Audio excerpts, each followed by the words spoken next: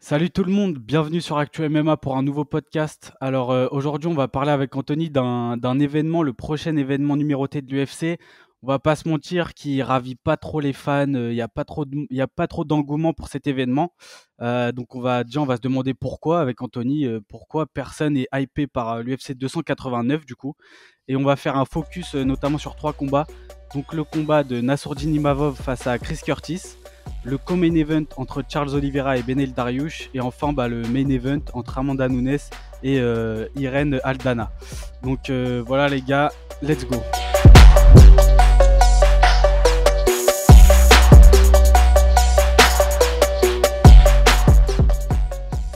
Donc, comme je disais, il n'y a pas trop d'engouement pour l'UFC 289. En main event, il y a Amanda Nunes qui va défendre son titre bantamweight face à Irene Aldana. Toi, Anthony, déjà, pourquoi tu penses que il y a pas trop d'engouement pour l'UFC 289? Bah, déjà, il faut le dire et il faut pas se mentir, c'est que Amanda Nunes, ses combats, c'est soit elle termine très vite, soit elle termine très vite. Il y a juste eu la défaite contre Juliana Peña, mais c'était pas vraiment le grand événement non plus. Elle a jamais vendu énormément de pay-per-view, Amanda. Le seul combat qui sauve la main card, c'est Oliveira contre Dariush. Mais sinon, quand on regarde la main card, c'est pratiquement des no-name. Je vais te dire la vérité. Il y a peut-être la moitié des combattants de la main card dont je connaissais pas le nom. C'est fou de se dire que sur un événement numéroté qui est plus est dans une année où les shows s'enchaînent avec 283, 84, 85, où il y avait que des gros combats. En plus, on vient d'enchaîner avec Edwards, il y a eu Pereira, Desania, et surtout qu'il y a eu Sterling Cerudo. C'était de gros combats. Et là, on se termine avec une carte où sur les 5 combats, il y a seulement 5 combattants qui sont classés. C'est fou de se dire qu'il y a autant de personnes numérotées en prélim et qu'il y en a dans la main card. C'est ça, ouais. Puis comme tu disais, l'UFC, ils ont fait un gros début d'année, des gros événements. Et là, on sent que ça descend un peu. Il y a pas, John Jones devait revenir en juillet. Finalement, c'est reporté à peut-être novembre. On sent qu'il y a moins d'engouement pour les événements qui arrivent. Et ouais, comme tu dis, la main card, elle fait pas rêver. Même pour comment dire, les fans de MMA un peu plus qui suivent de plus loin, bah forcément, ils vont pas regarder l'événement, quoi. Ils vont pas se lever pour regarder ça. Donc bon, après il y a quand même des bons combats. Moi personnellement, il y a deux combats qui m'intéressent particulièrement. Donc on va commencer par le premier. Déjà, c'est Nassourdine Imavov contre Chris Curtis. Franchement, ça m'intéresse. Là, on sait que Imavov, il a subi une défaite par décision unanime en janvier face à Sean Strickland, donc qui est classé numéro 7 chez les middleweight. Là, Imavov, il est toujours classé numéro 12. Il va affronter le numéro 14, Chris Curtis. Je pense que c'est un bon moyen pour lui de se racheter, d'essuyer un peu cette défaite. Je pense que c'est un très bon match-up pour lui. Je sais pas toi ce que tu en penses, mais pour moi, il peut jouer un gros coup face à Chris Curtis.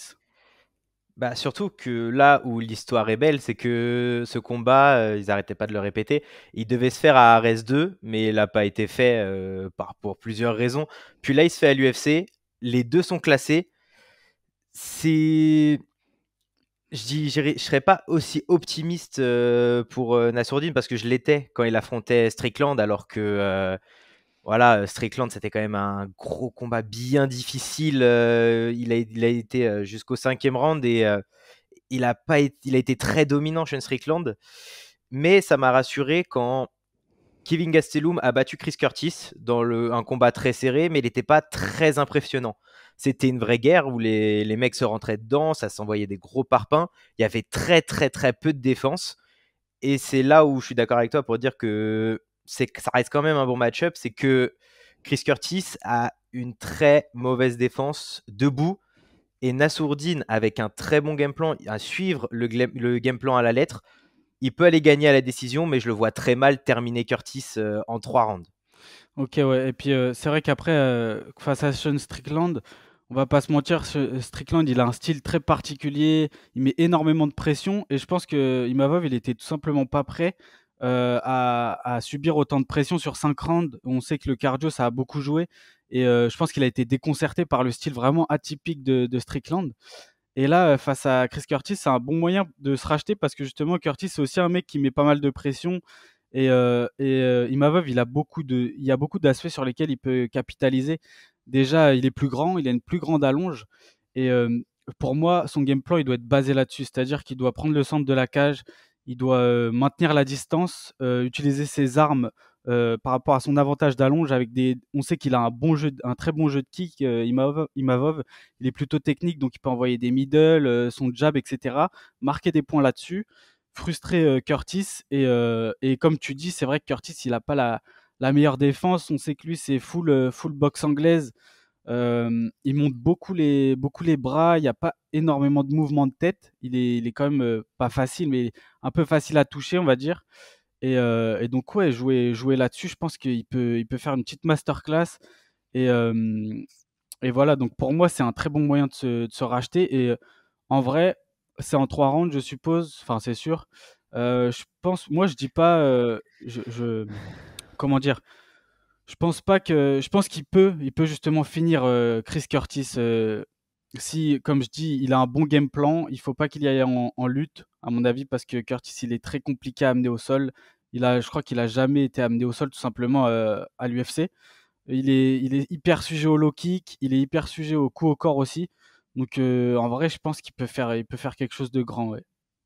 Oui, mais c'est ça, je reviens sur ce que tu as dit. C'est vrai que je crois que Curtis, c'est le seul à être à 100% de défense de takedown à l'UFC à partir du moment où tu as eu plus de 5 combats. Je crois qu'il y a eu une stat comme ça. Donc après, Nassourdine, c'est pas son jeu de ramener quelqu'un au sol. C'est hyper optimiste quand même de voir Nassourdine terminer Curtis parce que Gastelum l'a pas fait alors qu'il l'a énormément touché. Mais pourquoi pas, c'est-à-dire avec un bon game plan, garder le centre de la cage, oui, mais surtout, je pense que là où Nassourdine a peut-être plus de chance, c'est réellement de gagner au point, toucher sans être touché comme il sait faire, rentrer dans la boxing range, toucher avec un jab ou un crochet et pas les larges crochets qu'il envoyait contre Strickland. Après, short notice, on sait, comme tu as dit, Strickland, il a un style vraiment atypique. Il défend très bizarrement avec une jambe avant et un genou très levé. C'est difficile de retrouver, surtout en sparring, un modèle type comme Strickland, alors que Curtis, c'est vrai qu'il y a beaucoup de combattants qui lui ressemblent, donc c'est peut-être plus facile à trouver de sparring et à contrer en fait un mec comme ça. Là où on va passer à l'autre combat où Charles Oliveira va avoir du mal, c'est de trouver un sparring qui ressemble à Benil Dariush. C'est ça, ouais. Juste, je finis pour Imavov. Je voulais juste dire que moi, je pense qu'il a les capacités de finir Chris Curtis. Après, comme tu dis, je pense qu'il y a beaucoup plus de chances que ça aille à la décision. Et c'est là-dessus, je pense il a le plus de chances de remporter le combat en marquant des points, comme tu as dit, et en gagnant, pourquoi pas, une décision unanime. Je sais pas si toi, tu as un petit prono, je suppose que c'est le même du coup. Ah, pour moi, oui, ça serait la décision Nassourdine. À la décision, ouais, unanime, je pense que ça serait ça, ouais. Ok, ouais. Et ouais, comme tu dis, c'est vrai que moi, personnellement, justement, là, on va passer au co-main event. C'est vrai que Charles Oliveira, en vrai, j'ai un peu peur pour lui, moi, parce que il a fait un énorme run légendaire chez les poids légers. Il était même dans la discussion pour être le plus grand lightweight. Et au final, il tombe sur un os face à Islam Makhachev. Et bon, il se fait dominer de la tête et des épaules. Il a toujours eu un striking brouillon, Charles Oliveira. Ça a bien fonctionné face à des strikers, donc Justin Gaethje, Poirier, Chandler. Ça a bien fonctionné parce que en vrai, ils allaient pas trop au sol avec lui. Ils le suivaient pas quand il connectait, tu vois. Et Makachev, il connectait, il est très propre en striking. Oliveira, il s'ouvre à mort. Ça, on va pas se mentir, au niveau de la défense, il a des. Après, c'est un parti pris, mais du coup, il y a des grosses lacunes au niveau de sa défense. Il se fait souvent connecter. Et face à un lutteur et un jiu-jitsu comme Benel Dariush, s'il se fait connecter, il va le suivre et ça peut peut-être faire un remake de Makachev, quoi.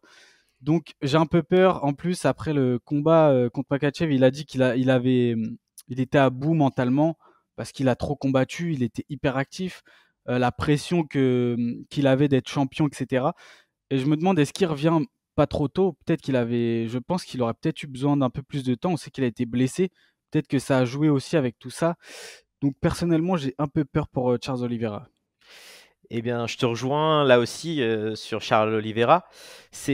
En plus, c'est comme tu as dit, ouais, il a été très rapide. C'est en 1 an et demi, il avait affronté tout le top 5 de sa catégorie. Chandler, Gaethje, Poirier, Islam, il avait affronté tout le monde en moins d'1 an et demi. Et ça aurait été incroyable qu'il batte le top 5, tout ça en seulement 1 an. Mais comme tu as dit, il est tombé sur un os avec Islam. Et là où je te rejoins, c'est que le même soir où il a perdu contre Islam, Dariush a battu Gamrot et il l'a battu pas facilement. Et on a vu la droite qu'a pris Gamrot. Je suis pas sûr que Oliveira se relève. C'est là où, comme tu dis, il se fait connecter souvent, mais c'est vrai qu'il se fait connecter souvent, mais il n'est pas souvent mis KO. Enfin, j'ai pas le souvenir d'un Charles Oliveira qui prend une droite et qui tombe, qui ne se relève plus, comme a pu prendre Islam pour son combat contre Adrien Moraes. Mais là, je me dis que vraiment j'ai réellement peur pour Oliveira, mais dans tous les domaines. C'est que là où Oliveira est fort, Dariush l'est tout autant. Et là où Oliveira est mauvais ou plutôt bon, Dariush est beaucoup plus fort que lui. Dariush, il se faisait souvent connecter à ses premiers combats à l'UFC parce qu'il avait une très mauvaise garde quand il était en striking, mais il a changé. Il a un peu plus évolué, il a commencé à comprendre que garder la distance et pas vouloir forcément soumettre le mec premier round ou deuxième round, ça a du bon.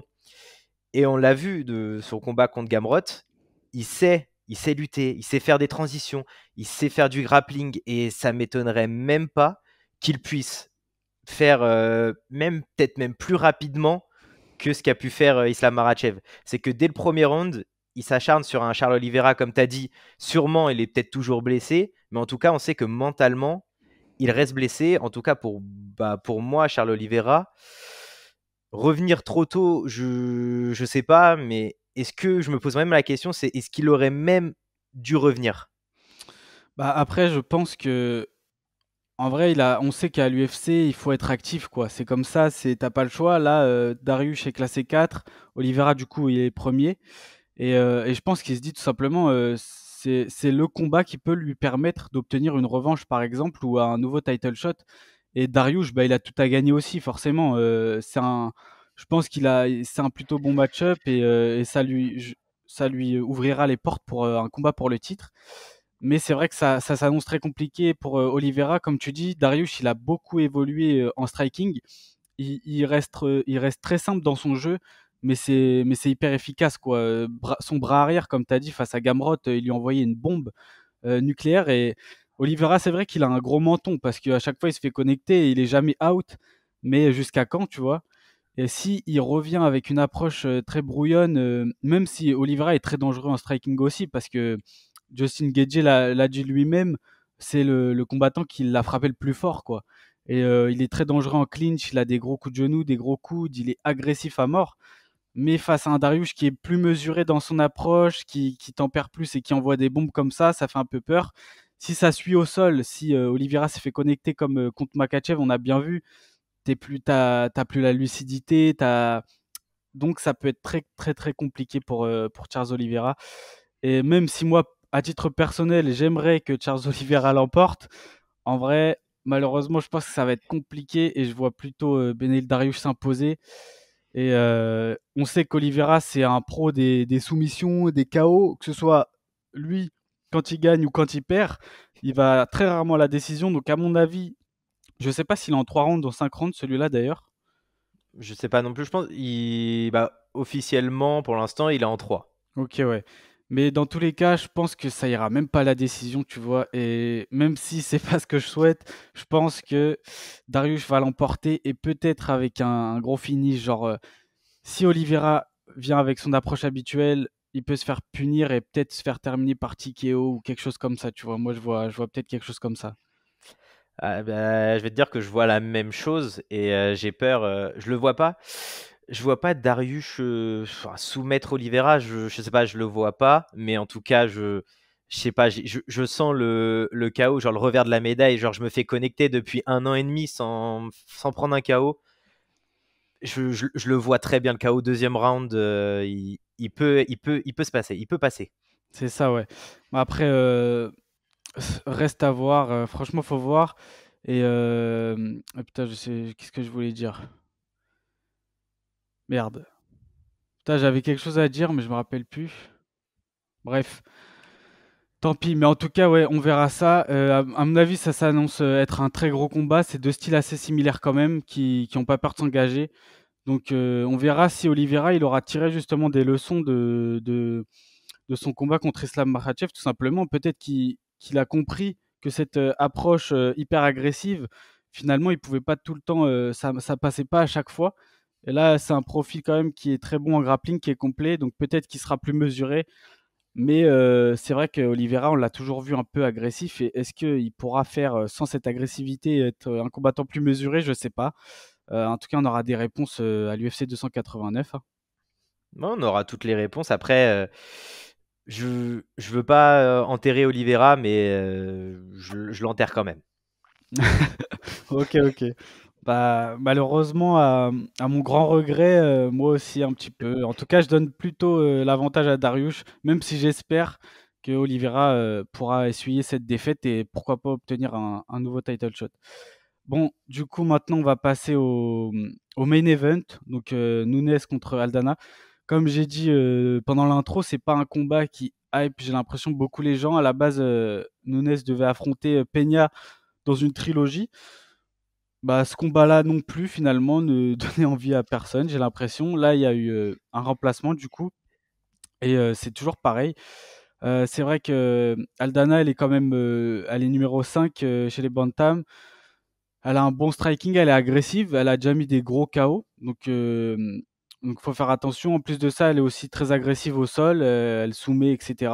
Donc c'est pas non plus c'est pas rien, c'est quand même une cliente, mais je pense que dans l'esprit de beaucoup, le combat est déjà joué d'avance, quoi.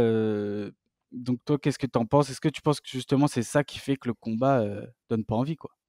Ouais, c'est complètement ça. Ça donne pas envie dans le sens où même la trilogie, personne voulait la voir. Moi, le premier, toi aussi, je suppose. Personne voulait voir cette trilogie et même, enfin, elle est numéro 5. Elle a gagné ses deux derniers combats, mais elle a perdu contre Holly Hall, mais c'était normal qu'elle ait perdu. C'est pas un combat très excitant. Je te dis, c'est pas comme en flyweight où par exemple c'était Manon Fiorot qui prenait Grasso ou Tchevenko, mais enfin c'est cette catégorie en fait où c'est Amanda Nunes qui roule sur tout le monde, sauf une fois, mais bon, on a tous droit à l'erreur une fois. Et c'est juste ce combat-là, cette catégorie-là, qui intéresse plus personne. Enfin, je pense qu'elle n'intéresse plus personne en MMA. Et moi, ça m'intéresse pas parce que je vois Nunes l'emporter encore et toujours jusqu'à qu'elle prenne sa retraite un jour parce qu'il va falloir qu'elle la prenne. C'est ça, ouais, bah franchement, même moi, je vois un peu une victoire de Nunes. Je sais que Aldana, elle est plutôt agressive debout, et Nunes, elle est très bonne quand elle recule. Elle envoie des gros crochets dévastateurs, même dans son deuxième combat face à Peña, elle l'a envoyé au tapis je sais pas combien de fois avec des comptes comme ça.